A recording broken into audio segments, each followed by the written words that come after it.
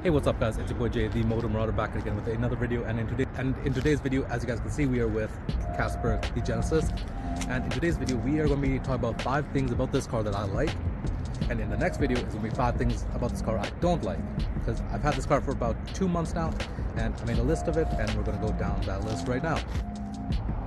Alright, so the very first thing on this car that I like is the body style, because as you guys can see, even though it's a 2011, most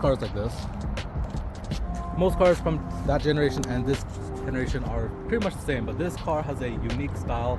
Even now in 2026, the body style on this car does stand out. It does feel like it's still a new car, and it's a very nice look. With a few exterior mods, this car still looks like it's on the road, it's not outdated.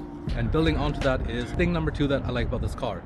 Not specifically on the car itself right now, but thing is, with a few exterior mods, a few mods on this car will bring it up to 2026 standards to a point. For example, the stereo, as you guys saw in one of the last videos, we swapped out the stereo in this car from the old OEM one to one now that has CarPlay, Android Auto, aux, Bluetooth and everything.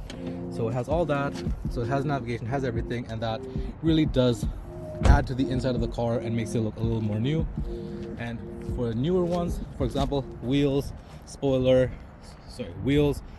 side skirts, spoiler at the back, stuff like that will make the car look more new and up to date. Seats on this car are nice, they're good and comfy for the year, and they still last for a very long time. And now number 3 in this video. So the third thing on this car that I like about it is that it is a good bang for your buck car. And if you're in the market for a luxury car or your first car and you want something nice, the Hyundai Genesis BK1 is a good option. You can get them for about $3,000–$5,000. It has leather interior, it's turbocharged, it has good performance, good everything, and it's just good bang for your buck to get this car. As you guys know, we bought this car for about $3,500, and it's been about a month so far. It's a fun car, it's luxurious, has all the options that we need on a daily basis as a daily driver.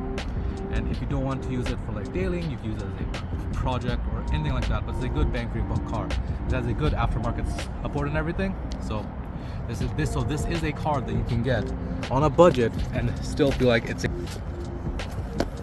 because these cars new are quite a pretty penny, but you can get it for cheap with some maintenance and love. These cars are a good bang for your buck. Alright, so now the 4th thing on this car that I like is that when you're driving, the experience with this car is very nice. The car is lowered, however, when you're going around a corner or you're driving on the road or anything, the handling on this car is insane. It's nice, it has good balanced weight distribution, and it is a good car. If not for a daily, for a project car to go around to race, drift or anything, it's a nice car. It has good balance and the handling on this car is really nice. Alright, so the 5th and final thing on this car that I like is something that may seem a little childish, but hey, it is a turbo car and it's fun to drive.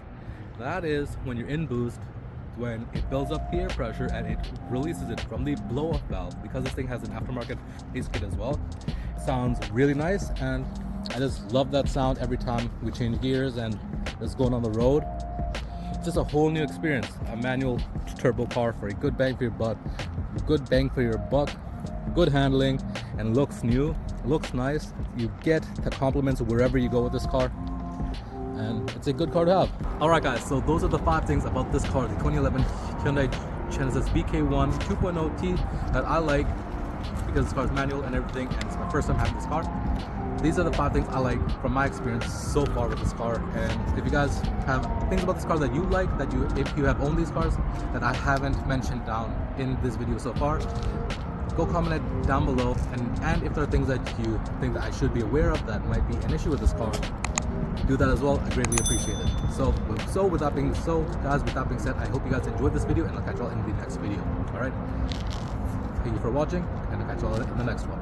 See ya.